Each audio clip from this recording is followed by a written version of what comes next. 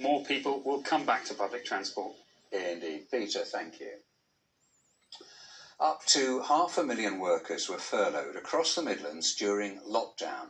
And, of course, the economic uncertainty continues. Well, Nick Degg, who's a performance poet, has written about the industrial plight of Stoke-on-Trent. Ironically, he now finds he's a subject of the poem he penned.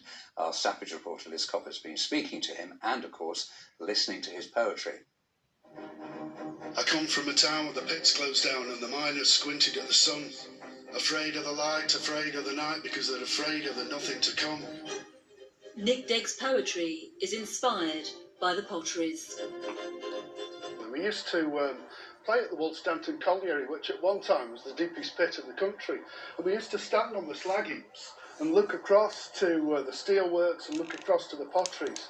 And I knew even as a child that was my life. And I come from a town where the pot banks closed down and the potters lined up on the dole. Most of them phased their expressions glazed, now there's no pot, steel or coal. The subject of this poem is now personal.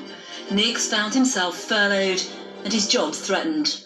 I'm staring redundancy in the face at the moment. I'm certainly not the only one, and I don't want to portray myself as being the only one. Hundreds of thousands of people are in the same situation. It's just been the weirdest 4 or 5 months. And I come from a town where the shops closed down because nobody's got money to spend. Nowhere are stocks of posh ladies' frocks, and you wonder, where will it end? But despite everything, there is optimism. But I come from a town that won't be kept down because we've seen it all before. And we are full of resilience, creativity and brilliance. And we'll never be down on that floor.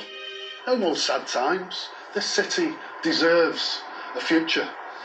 And it's the people who are going to make the future. I come from a town in the city of Stoke-on-Trent. And I love you, Doc.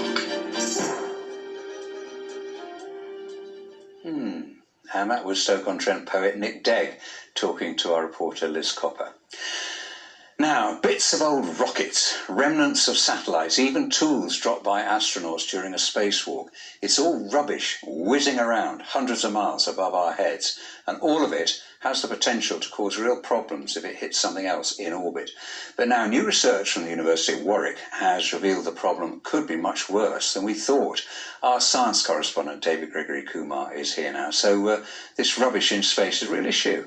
It is a real problem, Nick, yes. Behind me we've got an animation from NASA that shows stuff in orbit around the Earth. And some of these dots, well, they're actually satellites, but 95% of these dots is space rubbish, junk that's just flying around above our heads. And the problem is that junk gets in the way of something important, like the International Space Station. And in fact, last week, the space station had a close call with a piece of space rubbish. It was particularly concerning in the last week because it was such a close call.